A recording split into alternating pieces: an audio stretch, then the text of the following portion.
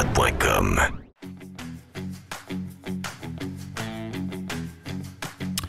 Joe Hamel est avec nous autres déjà, bien installé. Joe, t'es salué. Salut! Beaucoup de sujets intéressants. Ben, commençons par, le budget, c'est la nouvelle des 24 dernières heures. C'est, on va dire de quoi lire ça, c'est très inquiétant. On parlait ce matin avec Pierre, qui était en France, sur Radio Pirate Prime, et je pense que beaucoup de pays, c'est ce qu'on voit dans certains pays de l'Amérique du Sud. Mettons l'Argentine dernièrement. On a vu que le Brésil était sur le bord de s'effondrer.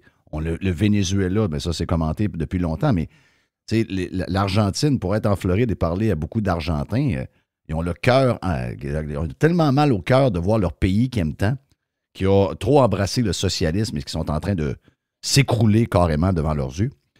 Mais il y a beaucoup de gens qui pensent que ça arrive sur une longue période, cette affaire-là. Et moi, je pense que quand on lit le budget du Canada hier, on voit qu'on est un pays qui marche sur un fil de fer. Écoute, c'est incroyable un peu, je te dirais. C'est surtout, je te dirais, le discours du gouvernement Trudeau actuel et de la ministre, l'ex-journaliste et écrivaine Chrystia Freeland, ministre des Finances, qui, et elle a dit, je cite, là, a décrit le budget de mardi, son troisième, comme un effort conforme à la, entre guillemets, fière tradition de responsabilité financière du Canada. C'est quand même incroyable, là. On est complètement ailleurs, alors qu'en réalité, les dépenses augmentent. Alors, rappelle-toi que lors de la mise à jour économique de l'automne dernier, on parlait peut-être d'un petit surplus, alors que là, c'est complètement l'inverse. On a une augmentation du déficit. Donc, on s'en va complètement ailleurs de ce qui était mentionné il y a quelques mois à peine. Écoute, il y a un chiffre incroyable. Elle, quand elle a commencé, tu vois, je cherche ma petite note là-dessus, parce que c'est son troisième budget, là. Les dépenses publiques, là, tu vois, en 2019-2020, étaient de 24 milliards. Puis ça va être, là, pour l'année qui s'en vient, ça va être 43,9 milliards. Et ça va être 50 milliards en 2028. Donc, ça l'a doublé en 8 ans. Qu'est-ce que c'est, ça, juste? Excuse, ça, c'est pour les charges pour la dette publique, là, c'est-à-dire juste qu'on paye pour les intérêts. Là. Oui. Ça, c'est pas pour les programmes, c'est plus que ça. Là. Fait que c'est quand même incroyable comme chiffre. Puis, juste cette année, là, l'exercice 2023-2024, on va payer 421 milliards ou 85 %. Donc, 85 % de ce montant-là, ça, c'est l'emprunt là, qu'on va faire en 2023-2024 pour l'exercice, 421 milliards. Ça, c'est plus que le PIB du Québec en passant. 85 % de ce montant-là va servir à refinancer la dette qui vient à échéance. Et ça va se faire, Jeff, à un taux qui est plus élevé que la dette qui vient à échéance, c'est sûr et certain. Là. Mais je pense que c'est ça. Je pense que c'est ça qui est arrivé en Grèce.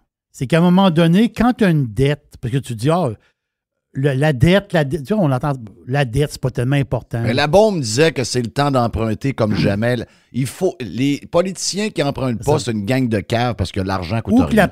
Où ça va vraiment mal, c'est quand tu n'es pas capable de payer l'intérêt sur ta dette. C'est là la switch. Là. Et là, la patente. Là. Tu as une dette. Mais à un moment donné, tu fais comme Joe vient de dire, on appelle ça la fin du schéma de Ponzi. Tu fais des paiements. Ça va, tu fais des paiements. Mais à un moment donné, tu n'as pas assez d'argent pour payer l'intérêt de ta dette. Boum, c'est là que ça écrase. Ben, c'est ça. Puis là, avec la hausse des taux, qui est en grande partie due à la hausse de l'inflation, qui, elle, est en partie, ou en très grande partie, voire en totalité, liée avec l'orgie d'impression et d'expansion monétaire des 3 dernières années.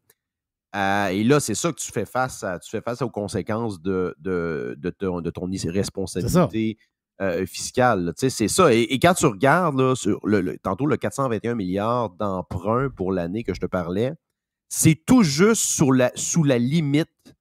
parce qu'il y a une limite légale là, dans le Borrowing Authority Act, là, une espèce de loi, si tu veux, là, qui met la limite annuelle à 444 milliards pour l'année 2023-2024. Donc, dans le fond, là, il foule la carte de crédit au complet.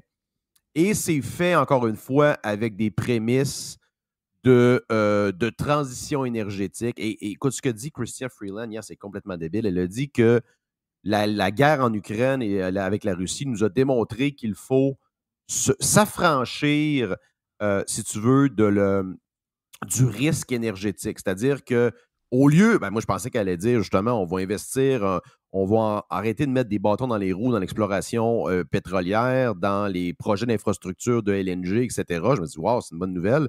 Mais finalement, eux, ils doublent la mise sur la transition énergétique. Donc, ils n'ont aucunement appris des leçons là, qu'on a vues dans les 2 dernières années du fait que, regarde juste en Europe, qu'est-ce qui se passe, la crise énergétique. Au contraire, ils veulent doubler la mise sur une transition avec potentiellement 100% de renouvelables d'ici plusieurs années, qui est une totale lubie. Ça ne va pas arriver. Ça, c'est incroyable. On s'enfonce là-dedans. Là. Le gars qui clean pas sa barbe là, dans la presse avec des lunettes de tournesol, Veil, lui, il dit, hey, il dit là, il dit, on est vraiment sérieux avec le vert, là. Il dit, là, on est green, là. Là, on suit les Américains, puis on met de l'argent, il dit. Si, mettons, il y a une compagnie qui veut investir 10 millions dans un parc d'éoliens, ben, crif, avec le crédit d'impôt, ils vont récupérer 3 millions de dollars. Ben non. Quand il y a une subvention, un crédit d'impôt dans l'industrie, peu importe le domaine, parlez à n'importe qui était là-dedans, puis le parc éolien ne sera plus à 10 millions. Il va être à 13 millions quand ils vont faire affaire avec le gouvernement, puis ils vont se dire, ben oui, parce qu'il y a un 3 millions qui arrive par magie. Ça provoque une montée et une flambée des prix la minute qu'il y a des subventions et qu'il y a des crédits d'impôt dans un programme. Ça, tout le monde sait ça. Et là, lui, il trouve ça extraordinaire. Imagine-toi, un économiste du journal La Presse qui écrit, qui est là, qui devrait être là en principe pour shaker le pommier un peu d'un pays qui s'en va à dérive complètement. À part, on me dit, c'est ce que Jay DePilot me dit, à part une personne à La Presse, les autres sont toutes, puis incluant Chantal Hébert à la radio, tout le monde est impressionné par ce budget-là, qui est carrément un budget dangereux, je vois le vert. Ah, écoute, c'est dangereux. On voit où ça s'en va. On voit, alors que le Canada est un des pays avec le plus de ressources, notamment au niveau fossile, au niveau du gaz. Tu sais, l'avenir, c'est vraiment le gaz. On a vu l'impact là, dans les 2 dernières années. On a vu comment, notamment, justement, l'Allemagne a pivoté rapidement pour développer des terminaux d'importation d'LNG sur des quais face à la crise énergétique. On a vu l'explosion du charbon dans les 2-3 dernières années. Pourquoi? Alors qu'on nous disait que ça allait disparaître parce qu'il y a un besoin énergétique. Et ça fait un excellent pont avec notre prochain sujet, Jeff, le camion Lyon de la SAQ. C'est incroyable. Où on se rend compte que finalement, et ça encore une fois, la gang de pas de diplôme, là, Team DES, hashtag Team DES, salutations à mon chum sceptique, l'avait collé ça à Radio Pirate là, et Radio X dans le temps, que ça n'allait pas fonctionner, les camions Lyon. Ben écoute, ça fonctionne probablement dans un certain rayon, dans des conditions optimales, mais ce qu'on se rend compte quand tu lis l'article de Thomas Gerbet, encore félicitations Thomas Gerbet de shaker un peu le pommier là-dessus. On dirait que le seul journaliste qui fait un petit peu d'enquête là, au Québec là-dessus. La SAC a payé, Jeff, 44 000 $ un camion. Puis là, on s'entend, c'est pas un 53 pieds. Là. C'est un genre de petit camion, je pense que c'est-tu classe 3, ça, ou classe 2? Là, c'est pas un camion très lourd. Là. C'est un petit camion de livraison locale. Et là-dessus, il y a une subvention de 100 000 $ du fédéral. Et là-dessus, en plus, il faut qu'il acquiert une borne de recharge à 60 000 $. Donc, on parle à peu près 500 000 $ sans la subvention, ce qui est 3 fois le prix d'un véhicule équivalent diesel. C'est 444 000 le truck. Plus 60 000 la charge. Les petits camions de livraison là, de FedEx et compagnie, ou même de la SAQ, je pense que c'est des petits moteurs diesel. C'est pas des énormes. C'est pas comme les camions, je pense, qui font du bois en longueur dans la forêt. Là. Fait que, on parle pas des camions qui sont les plus énergivores et les plus polluants en partant, on s'entend? Là? Écoute, il y en a même, excuse Joe, il y en a même au UPS livre avec beaucoup de camions au propane. Oui. Ouais, Gaz exact, naturel j'ai déjà propane. vu ça aussi. Gaz naturel propane. J'ai déjà vu ça. c'est- Puis, et là, Jeff, c'est là qu'on va dans les. Selon le constructeur, le camion permet de faire une économie de 80 sur la consommation d'énergie et 60 sur l'entretien. Ce qui est une affirmation incroyable en passant. Là. C'est un pitch incroyable. Tu sais, qui ne résisterait pas à ça? Là? Mais quand tu regardes dans les faits, finalement, c'est pas 400 km d'autonomie, c'est plus quelque chose comme 150. 150. Ce qui est probablement correct pour certaines livraisons locales. Le problème, c'est quand arrive l'hiver. Le problème, c'est une technologie qui est quand même récente et qui n'est pas totalement maîtrisée. Donc, pour une flotte complète, c'est probablement pas rentable, juste au point de vue des camions qui vont être mis hors de la circulation pour l'entretien, etc. Donc, au final, c'est loin d'être viable, cette technologie-là, à grande échelle. Alors qu'on nous a promis tout le contraire, alors qu'on on va un peu all-in avec ce narratif-là dans le budget actuel sur le fait qu'il va y avoir une totale transition. Ce que je dis, puis ça, je l'ai dit à plusieurs reprises, moi, j'en ai rien à foutre. J'ai rien contre le fait qu'il y ait des véhicules électriques. Je pense qu'il y a plusieurs modèles que ça fait beaucoup de sens. Moi, j'aime beaucoup je pense que l'avenir, c'est beaucoup plus dans l'hybride. L'hybride avec des. On commence à voir, moi, je te dis, on voit beaucoup de. Tu sais, les espèces de Jeep Wrangler avec un petit moteur électrique. Donc, ça te permet de te brancher. Tu peux faire, je pense, 60-70 km Ouais, en ville 60. avec ça. L'hybride branchable. C'est l'hybride branchable, selon moi, qui est l'idéal. Là. La plupart des. Il y a différents modèles. Là. Tu peux rouler comme 60 km ou 80 km juste purement électrique. Si tu as besoin d'aller plus loin, tu as un moteur à gaz assisté par l'électrique. C'est lui, l'avenir, c'est lui. De là, l'hybride. Tu n'es pas limité comme une voiture purement électrique. Là. Exact. Puis tu regardes une compagnie comme Volvo, une compagnie nordique, là, c'est quand même suédois, même si ça a été acheté par des Chinois récemment. Ils préconisent beaucoup cette. Et c'était ça, rappelle-toi, c'était ça la tendance avant qu'on aille vers le tout électrique. Et je vais faire un autre pivot, Jeff, dans la même lignée. Te parler à quelques reprises, je pense, dans les derniers jours, parce qu'il y a eu une injection de capital. Bien sûr, on sait que là, dans le fond, c'est ce qui s'en vient pour Lyon. Là. C'est une question de temps avant qu'il y ait une réinjection de fonds là-dedans. L'action a perdu 90 de sa valeur. Ils ont procédé à quelques émissions là, dans les derniers mois pour renflouer les coffres. Ils ont vendu, je pense, un des bâtiments qu'ils avaient construit pour finalement le louer sur le long terme. Donc, tu vois qu'on est vraiment on est vraiment en recherche de capitaux rapidement pour garder l'entreprise à flot. Ce qui s'en vient, ça va être Investissement Québec, la Caisse, probablement qui va remettre de l'argent là-dedans. Il y a probablement le fédéral qui va remettre de l'argent là-dedans aussi. Mais l'autre éléphant blanc, c'est Taiga Motors, un fabricant, Jeff, de motoneige électrique et de motomarines. Les motomarines, je leur donne un peu parce que je pense que ça fait plus de sens. Tu sais, du virage un peu en avant du chalet, puis je pense qu'électrique, ça peut quand même fonctionner.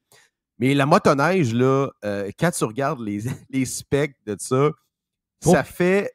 Eux, ils disent 100 quelques kilomètres de range. Fait que tu comprends qu'à moins 25, c'est probablement beaucoup moins que ça.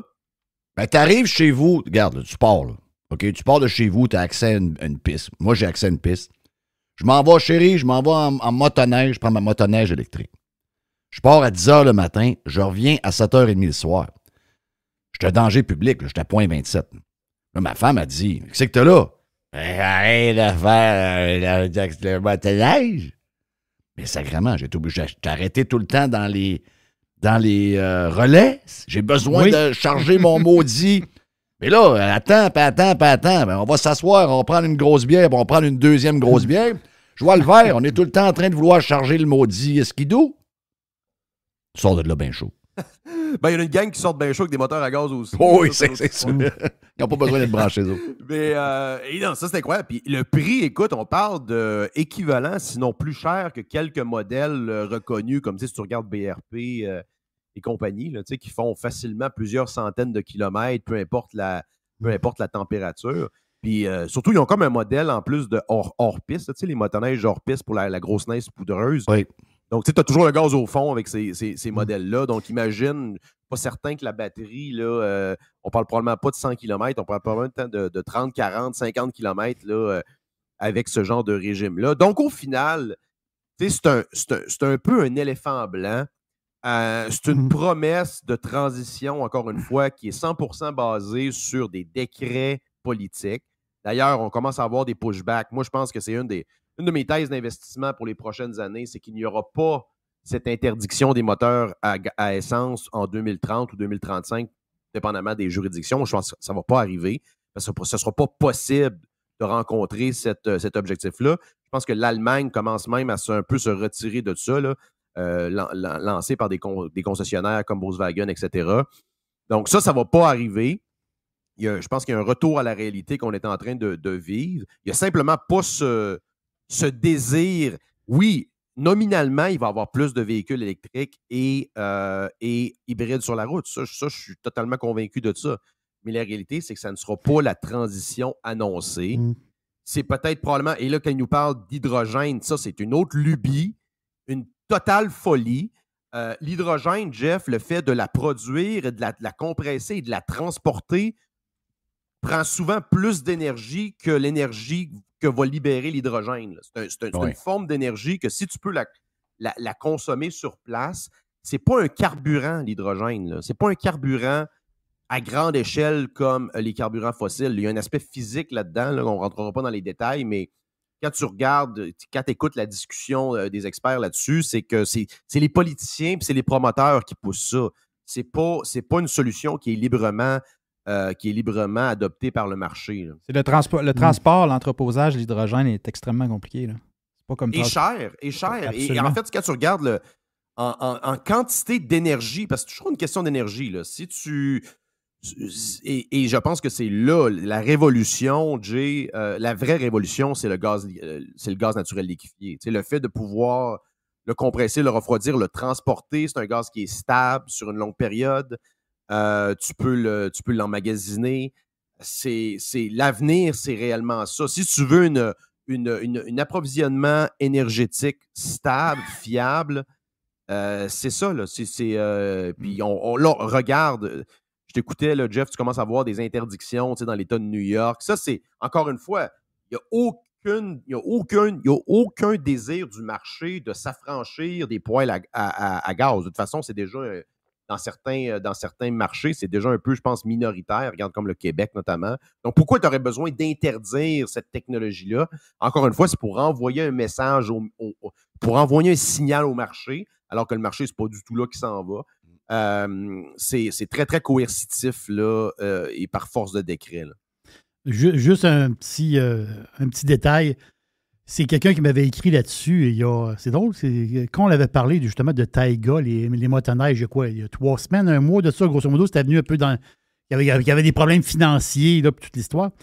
Le gars qui m'a écrit par rapport à ça, c'était intéressant. Lui, il en fait du skidoo. Là. Lui, il connaît ça. Il dit le problème, c'est que la motoneige est trop pesante. Et ce que ça fait, c'est que quand tu es embourbé, tout seul, tu es beau de le sortir de là. Le problème, c'est que c'est trop.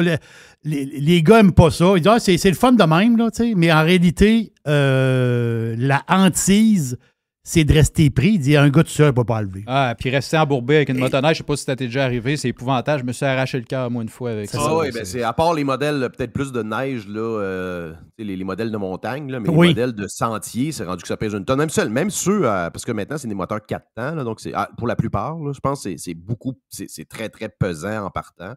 Donc, ce que je comprends, c'est qu'il y a un marché pour, surtout les motomarines, là, mettons, je pense qu'ils ont comme conclu des deals avec des fabricants de yachts, puis ils incluent, genre, la motomarine. Ça, je pense qu'il y a comme il y a un besoin pour ça, là, les pitounes se promènent avec ça un peu. Puis, oui, c'est ça, ils vont virailler 2-3 fois, puis l'après-midi, je veux dire, ça se défend, là, mais la motoneige, je pense que je ne vois pas comme, même avec un gain de genre 50% des batteries d'ici quelques années, tu n'auras pas un gain qui va au niveau du poids. C'est la même chose, Jay, avec le narratif, une totale folie, le narratif des avions électriques. Ça, c'est complètement fou. C'est toujours le poids de... Écoute, je me souviens, je ne sais pas si c'est encore le même ratio, mais je pense que le poids kérosène versus batterie, c'est quelque chose que 5 ou 6 ou 7 pour 1. Là. Ça ne peut pas fonctionner. C'est impossible que ça soit rentable. Ils vont en faire. Exact. Ils vont en faire, mais vois-tu, United veut faire des espèces d'hélicoptères là, sur des très courtes distances ou des espèces de taxis hélicoptères qui vont apporter du monde d'une banlieue vers un centre-ville. C'est comme des drones, en fin de compte. Des genres de drones pilotés là, par des humains ou éventuellement par pas d'humains. Mais ça, écoute, mais pour des avions commerciaux avec des gens dedans, c'est impossible. En tout cas, vous Il y a aucune embarquerez, moi, rentabilité. j'embarque pas. Moi non plus. non, on va attendre. Moi, j'embarque pas non plus. Moi, j'embarque pas, c'est clair. Il y a trop de facteurs. Ouais. Écoute, il y a trop de facteurs. Tu vois, la météo, là, à un moment donné, ou un aéroport fermé. Là. Présentement, l'aéroport de Trudeau, il y a une piste de fermé. Là. Des travaux, il n'y en a pas juste sur les routes du Québec, là, il y en a sur les aéroports du Québec aussi. Il y a une piste de fermé. Souvent, on arrive à Trudeau ces temps-ci, puis il faut qu'on tourne en rond pendant 25 minutes, une demi-heure. On a du carburant de prévu pour ça, puis on n'en consomme pas une tonne, mais versus l'électricité où tu es très limité de par le poids. Là, Hey, mon téléphone, je suis low bat à 20%, puis je viens fou. Là. Un aspect aussi, c'est que... Le gars, il est dans les airs. Le gars, il est dans les airs, il est low bat, puis il faut qu'il viraille. Non, t'as un peu, là. L'autre aspect aussi, c'est que l'avion, puis je pense que c'est calculé dans le poids, etc., au fur et à mesure qu'elle avance, qu'elle progresse dans le trajet, elle devient plus légère avec le carburant qui est consommé. Ce qui n'est pas le cas avec les batteries. Il n'y a pas de changement dans le poids total de l'appareil, même si elle se vide. Là. Tout à fait. On consomme de moins en moins de carburant plus qu'on avance dans le trajet parce que l'avion est moins pesant. C'est ça. Tu comprends? Le carburant qu'on consomme au début parce que l'avion est pesant, premièrement, on ne peut pas monter à une altitude trop élevée parce que l'avion est trop pesant. Donc, on reste à une altitude plus basse. En étant à une altitude plus basse, l'air est plus dense, donc il y a plus de friction, donc l'avion consomme plus. Plus qu'on brûle le carburant, plus qu'on monte, plus qu'on va vite et plus qu'on économise l'essence. Pas de l'essence, mais du kérosène. Oui, toute l'industrie de l'aviation est basée alentour du jet fuel. Joe, tu n'as parlé brièvement, mais là, on voit que la caisse de dépôt, ça... puis je ne sais pas pourquoi, je ne sais pas qu'est-ce qui nous est arrivé, mais ils peuvent nous fourrer, ils peuvent nous raconter n'importe quoi. Là, on est parti de... Nous sommes les kings de l'intelligence artificielle. Ça, c'est Montréal, c'est le centre de l'univers pour l'intelligence artificielle. Là, on voyait ça. C'est jamais arrivé. On nous a dit la même chose sur les batteries.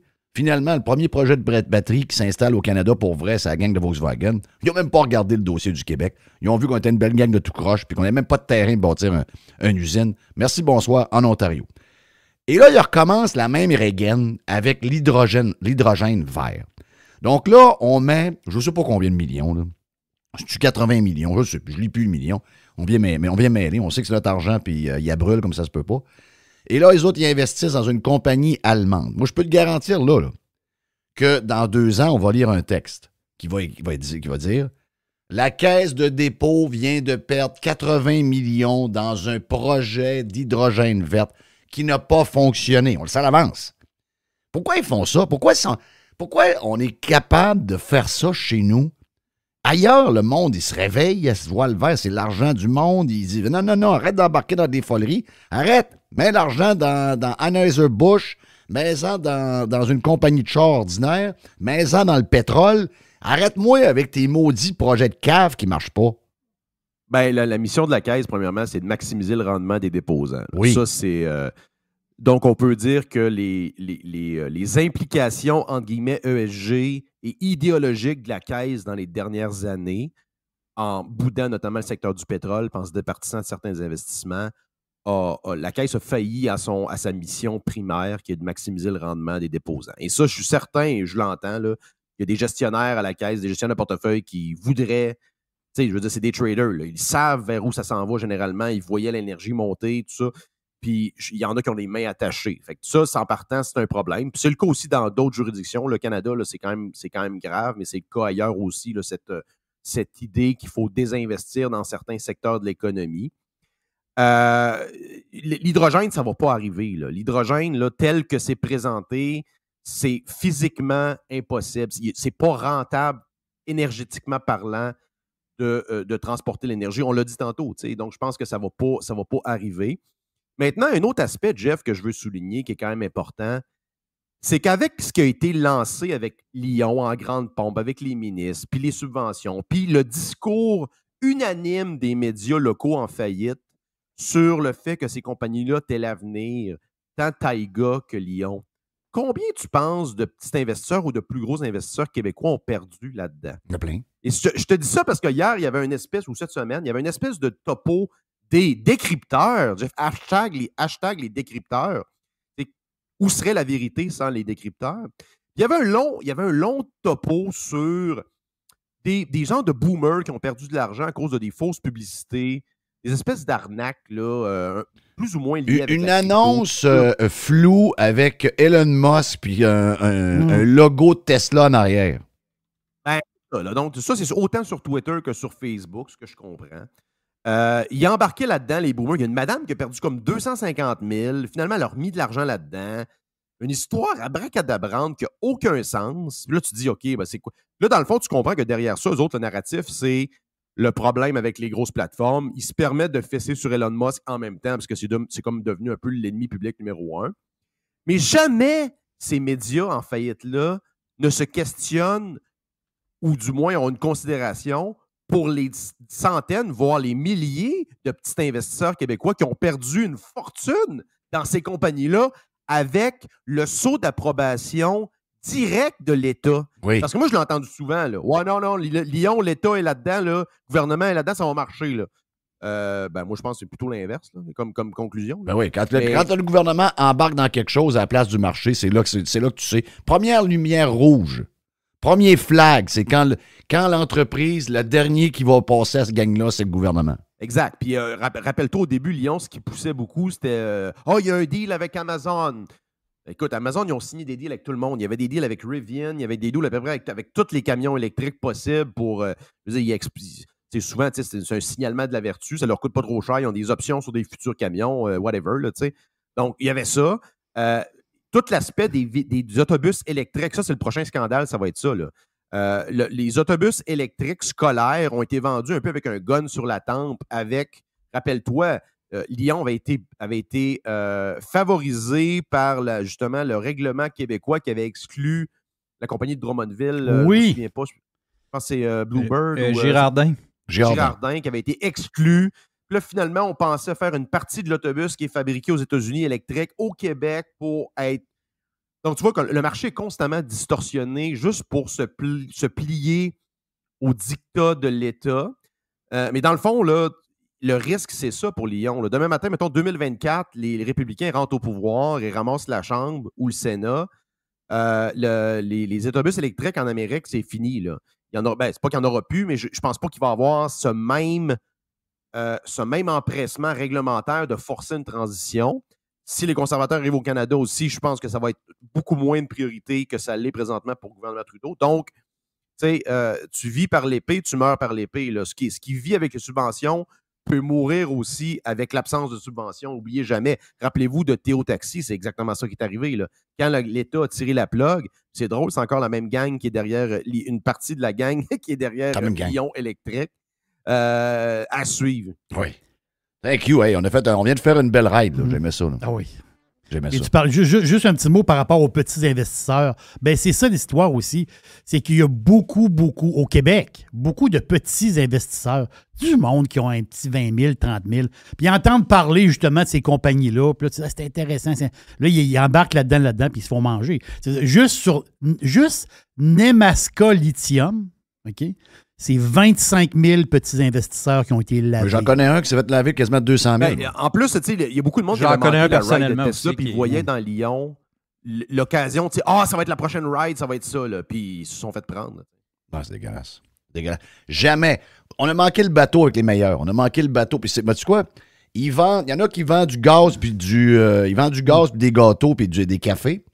Couche-tard. Et l'autre vend du papier de toilette pas cher, puis toutes sortes de patentes pas cher. Dollarama avec des chiffres incroyables ce matin. Tout le reste, là. Les capteurs de CO2, les breaks, ces camions qui changeront jamais, toutes les cochonneries du Québec, jamais mettre une crise de scène en bourse là-dedans. Vous allez tout perdre, comme on dit chez nous. Vous allez tout perdre. Jamais, jamais, jamais. Aucune cochonnerie québécoise. Parce que c'est tout. Puis l'indice est là. Joe vient de le dire. La minute qu'il y a une patente du gouvernement qui embarque là-dedans. Voilà. C'est écrit en gros et ça flash comme une annonce dans le temps des années 60, ces rues principales.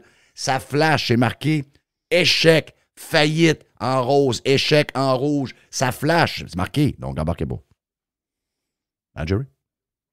On le Mais sait. par la suite, juste le cas de Nebraska, là. Par la suite, quand ils ont crevé, là, puis que les 25 000 investisseurs sont morts. Oups, qui arrive par en arrière? Investissement Québec avec une firme là, européenne qui ont repris ça. Là. Ils ont repris le cadavre. Ils ont ramassé ça pour une pièce. Il y a d'autres qui reprennent le cadavre. Ça a été repris avec un fonds d'investissement le fonds d'investissement a flippé sa participation quelques mois après avec un autre investisseur. Il y a eu une raid de la litige. Écoute, dans la même région, là, il y a une compagnie qui est passée de 15 cents à 17 piastres dans la dernière année. Là. Il y a quand même la demande en lithium a nominalement augmenté. Donc, on peut penser que les investisseurs de Nemaska se seraient probablement refaits dans une certaine partie. On comprend, là. Et oui, c'est le fait de wiper les petits actionnaires. Moi, je pense que c'est un scandale. Et que par après, on revienne et qu'on rajoute 10 cents dans la pièce avec l'État Investissement Québec. Et voilà. Un fonds spéculatif, il est là le scandale. Là. Ça, c'est très douteux. Hey, thank you, Joe. On a fait une maudite belle ride. C'était le fun. On va se reparler la semaine prochaine avec Joe.